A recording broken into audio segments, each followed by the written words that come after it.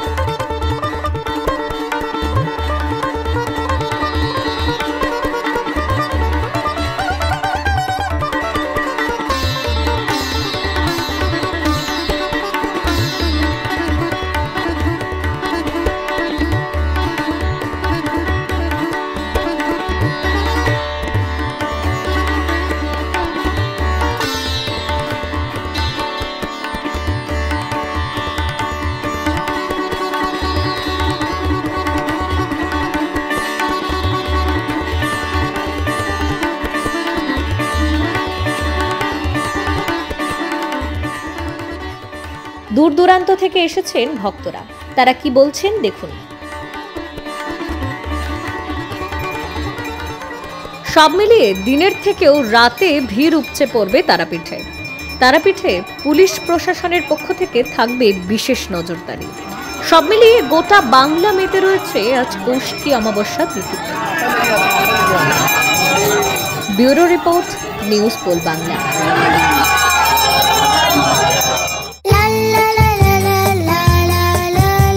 মনের জিনিস মন জিনিস, মনের জিনিস মন জিনিস, ম্যাজিক এভরি টাইম।